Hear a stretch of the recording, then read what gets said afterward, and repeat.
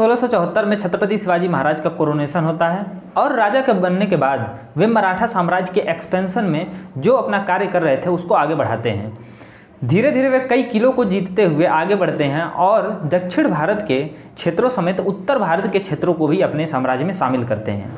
आप यहाँ मैप में देख सकते हैं कि उस वक्त मराठा साम्राज्य कहाँ तक फैला हुआ था और इतने बड़े क्षेत्र को संभालने के लिए और हर क्षेत्र को अपने कंट्रोल में रखने के लिए उन्होंने एक सलाहकार मंडली की स्थापना किया था जिसमें 8 मिनिस्टर शामिल होते थे। और मराठा साम्राज्य उसमें कई प्रांतों में बटा हुआ था और कई प्रांतों का जो देख रेख है, एडमिनिस्ट्रेशन है, शासन व्यवस्था को देखना, उसको चलाने की भी उनकी जिम्मेदारी दी गई रहती थी। और जो 8 मिनिस्टर्स की काउंसिल है, यह राजा को सलाहकार परिषद के रूप में और अनुशासन व्यवस्था को देख रेख के रूप में यहाँ पर कार्य करते। किसी भी मामले में राजा सलाहकार परिषद से चर्चा तो करते थे, लेकिन राजा का ही फैसला अंतिम माना जाता। और उस समय के अष्टप्रधान मंडली का विशेष नाम था हर मंडल का। जैसे यहाँ पर देखा जाए, सबसे पहले होता प्रधान यानी कि पेशवा, उसके बाद मजूमदार यानी कि अमात्य, फिर वकिया नवीस, फिर द्विर यानी कि सुमंत, और सुरु नवीस यानी कि सचिव, पंडित राव, सेनापति जिसे सर ए नौबत भी कहा जाता था, और लास्ट में न्यायाधीश। ये हैं अष्टप्रधान। और जो अष्टप्रधान की मंडली है, इसके जो सदस्य हैं ये अनुवांशिक नहीं होते थे, यानी इनका चुनाव राजा स्वयं करते थे। और ये जो अपने अपने विभाग हैं इसके हेड होते थे, यानी कि इनके अंडर में काम करने वाले और भी अधिकारी होते थे, लेकिन यही अपने विभाग के प्रति पूरी तरह जिम्मेदार होते थे। अब आइए समझते हैं कि जो पेशवा हैं या जो अमात्य हैं, यह जितने भी अष्टप्रधान मंडली हैं इसमें जो मेंबर्स हैं, यह आज के हिसाब से देखा जाए जो पोस्ट्स हो सकती हैं और इनके कार्य क्या होते थे, इन सभी चीज़ों के बारे में जानते हैं। तो सबसे पहले समझते हैं पेशवा, जिनको पंत प्रधान भी कहा जाता था। ये पूरे काउंसिल के हेड होते थे, यानी कि ये जो पूरी एडवाइजरी काउंसिल है इसके ये मुख्य होते थे, इसलिए इनको प्रधानमंत्री भी कहा जा सकता है। सबसे पहले पेशवा जो बनते हैं छत्रपति शिवाजी महाराज के समय, उनका नाम होता है मोरोपंत रिमकम पिंगले। और इसके बाद अन्य भी पेशवा का नाम आपने जरूर सुना होगा, जैसे पेशवा बाजीराव और अन्य भी हुए जो राजा की अनुपस्थिति में शासन व्यवस्था का संचालन करते थे, इसलिए ये प्रधानमंत्री जैसे थे। ऐसे ही आगे समझा जाए तो आगे थे मजूमदार यानी कि अमात्य, जिनको अमात्य कहा जाता था। यह आज के हिसाब से देखा जाए तो वित्त मंत्री जैसे फाइनेंस मिनिस्टर। और सबसे पहले जो फाइनेंस मिनिस्टर बनते हैं वे रहते हैं रामचंद्र पंत। अमात्य का कार्य साम्राज्य के खातों का प्रबंधन करना था, यानी कि जितने भी टैक्स जिस प्रकार के आ रहे हैं और उनको कहाँ कहाँ खर्च किया जा रहा है, इन सभी चीज़ों का ब्यौरा ये रखते थे। इसके बाद तीसरा देखा जाए तो वे रहते हैं वकिया नवीस, यानी कि इंटरनल मिनिस्टर, गृह मंत्री जिनको कहा जा सकता है। और ये खुफिया और जासूसी प्रबंधन देखते थे, राजा की सुरक्षा व्यवस्था को देखते थे और राजा का क्या दैनिक कार्य है उन सभी चीज़ों का ब्यौरा रखते थे, यानी कि राजा ने किस मामले में क्या क्या काम किए है ना, और क्या कार्य किए जाने हैं, इन सभी चीज़ों के बारे में ये ब्यौरा रखते थे। ऐसे ही चौथे हैं दुबीर यानी कि सुमंत, जिनको एक प्रकार से फॉरेन मिनिस्टर की तरह समझा जा सकता है, विदेश मंत्री। और ये इसमें एक प्रमुख नाम है सोनोपंत, जो कि उस समय सुमंत रहते हैं मराठा साम्राज्य के।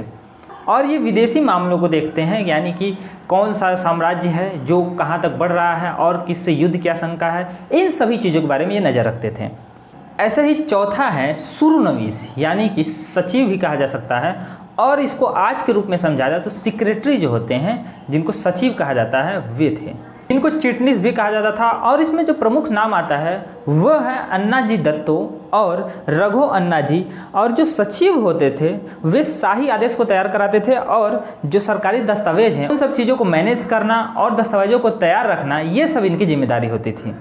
ऐसे ही आगे आता है छठवां, और छठवां होते हैं पंडित राव। पंडित राव जो हाईएस्ट प्रीस्ट होते थे, और इसमें मुख्य नाम आता है रघुनाथ जी राव का। और देखा जाए तो जो पंडित राव होते थे उनका क्या कार्य था, तो दान और धार्मिक मामलों को देखना। राजा का जो मुख्य पुजारी है वो यही होते थे पंडित राव, जो कोई पूजा पाठ करना है या जो राजा का कोरोनेशन है, उनको ताजपोशी है, उस चीज़ को करना। और जो नैतिक चरित्र है प्रजा का, उसको सुधारने के लिए जो जो कार्य किए जा सकते हैं उन सभी चीज़ों को ये देखते थे। सातवां बात करें तो होते थे सेनापति, यानी कि सर ए नौबत जिनको कहा जाता था। और आज के हिसाब से देखा जाए तो उनको सेना प्रमुख माना जा सकता है, जो कमांडर इन चीफ होते थे मराठा साम्राज्य के। और इनमें जो प्रमुख नाम आता है वो है हम्बीराव मोहितो का।